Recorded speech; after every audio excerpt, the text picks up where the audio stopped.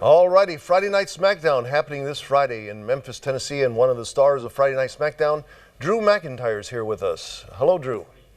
Hello, hello. How are we? All right, and how's everything going with you? Everything's going amazing, amazing. I was actually out injured for a month, so I'm very excited to be back in WWE, and not just back in WWE. I have a big tag team title match this Friday in Memphis, so that is exciting. Yeah, that's amazing. Like you said, you started off as a kid. You were big time into wrestling. Any big superstars from when you were growing up that you were just impressed with, that influenced you? Yeah, I mean, I've wanted to be in WWE since I was 5 years old, and when all my buddies were loving the likes of Hulk Hogan and the Ultimate Warrior, the larger-than-life physical specimens, I was always a big fan of Bret the Hitman Hart. You know, he was a little smaller, he's a better technical wrestler, looked like a bit of a rock star, and he always drew me in with his matches when I was a kid. And years later, I got to meet him, become friends with him, which is pretty surreal.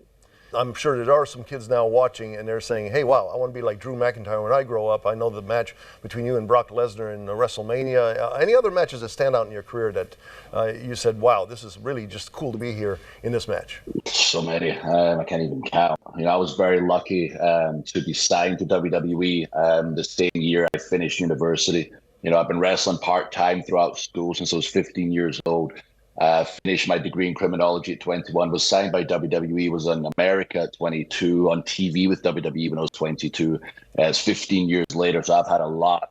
But there was a lot of ups and downs on the way. I was tipped for the top at a young age. I fell off. I was fired. I had to work my way back to WWE and climb my way to the top. And, you know, a couple of big moments for me were winning our big event, the Royal Rumble, which is coming this month, actually, at the end of January, where I got a title match at WrestleMania where I beat Brock Lesnar for the title, which was also a huge moment for me. So I could sit here and list them all day, but the next big moment I can tell you is winning the tag titles against the Usos in Memphis. Everybody wants to be that big-time champion tag team or individual. What are your plans for 2023? I mean, do you have anything that's coming around the corner that beyond the Memphis area?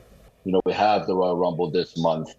We are into WrestleMania season. It's our biggest show of the year, our Super Bowl. It happens in April. Every year. It's in a giant stadium. Last year was AT&T Stadium. We had, my goodness, 80,000 people there. And everybody on our show wants to be part of the WrestleMania. They want to be in a big match. I want to be in a big title match.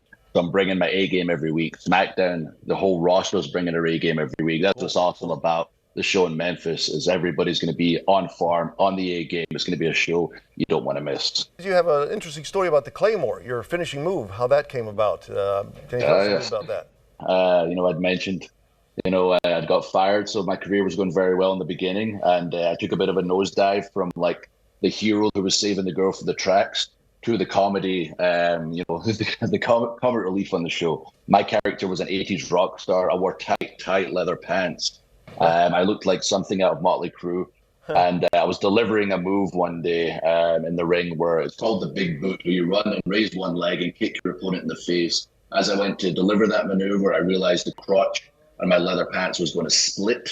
I was, oh no, we're in live television. We've got, you know, a lot of people around the world, over 800 million homes get WWE, so they're about to see my crotch blow out. So I lifted up my other leg to avoid the crotch splitting, hit my opponent in the face with a kick, landed on my own head, got knocked a bit silly, but somebody in the back told me, if you can figure out how to do that move that stopped your crotch splitting, you've got a move there. So I developed it, I worked on it, it became the Claymore. It's beat Brock Lesnar, it's beat Goldberg, it's beat Randy Orton.